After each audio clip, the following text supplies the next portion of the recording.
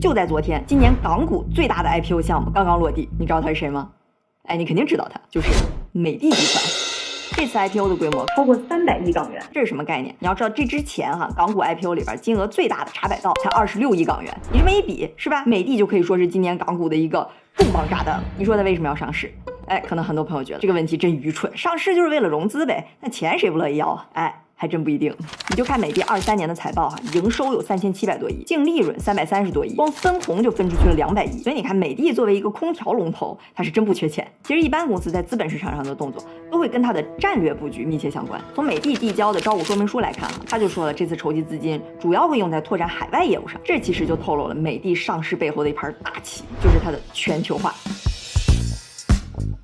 其实你看美的从85年到现在已经快40年了，它发展的一条主线就是全球化。最早期他就说了，我不想跟国内的同行竞争，我就要走出国门闯市场。90年代就跟像东芝这种当时的空调巨头合作，引进技术建产线。2000年代加入 WTO 之后，迎来了一波出口潮。当时国内空调行业也经历了一波价格战和大洗牌，很多小品牌都死掉了。美的呢，凭着技术优势，又有海外市场，就站稳了空调圈的第一梯队。等国内这边的基本盘稳住了，06年开始他就在越南、泰国、巴西等等的地方建厂，从出口开始转向出海。到2015年的时候美的空调又从战略上面做了一些调整，全球化进入到了下一个阶段，就是本土化。比如说你要根据当地人的需求去调整产品，而不是就是一模一样的产品卖到所有国家。你比如说它针对像毛里求斯塞舌尔这种非洲国家，日晒程度爆高，美的就专门设计了抗氧化空调。在美国呢，就专门设计了这种 U 型的窗式空调。在欧洲呢，就设计了这种叫 Port and Split， 都是根据当地人的一些生活习惯偏好去设计的，然后卖的也很好。其实不光产品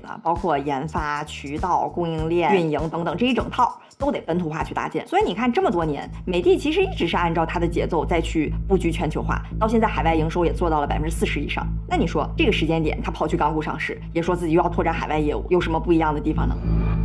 首先这次去港股上市不是说就为了融这一笔钱，而是要给未来打开一个通道，就相当于我先提前占个坑，这样之后业务在有资金需要的时候它就更方便。你看港股上市一大特点就是它市场化程度更高，离全球的投资者也更近，后续的融资方式也更多，总之就是玩法更多。港股 IPO 成功之后呢，那未来的操作空间就更大。你比如说像配售供股、代价发行等等这些再融资的渠道都会非常快。你像之前2021年的时候，比亚迪在 H 股2次一共配售了400多亿港元，每次也就1个多星期就搞定了。你看现在的大背景，一方面呢是全球产业链转移的趋势，另一方面国内的空调市场其实增长空间已经不大了。对于美的空调来说呢，全球范围内的本土化更进入到了一个加速期，所以未来不管是研发、供应链的搭建、销售渠道优化等等，可能随时都需要资金。那在港股上市就相当于提前占了个坑，这样之后业务需要资金支持的时候就可以更方便。另外呢，在港股上市也有助于提升全球范围的影响力嘛。你想，对于美的空调它要全球化的发展，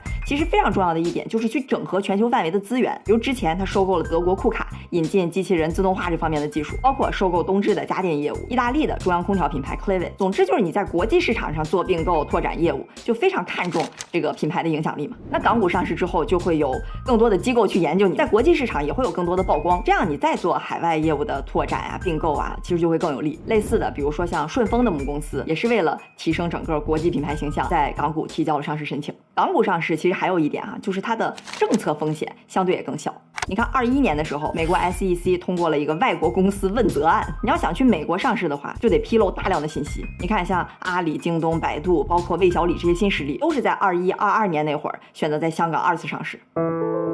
总的来说在港股上市呢，跟 A 股比更便利，也更有助于提高全球范围的知名度，而跟美股比呢，它风险又小一些，这就让港股成了一个你想要吸引全球资本，想要帮助美的空调全球化的一个绝佳的平台。所以你别看在港股上市对美的来说可能难度没那么大，但是咱这么仔细一分析，你是不是看到了这个低调的空调巨头它加速全球化的野心？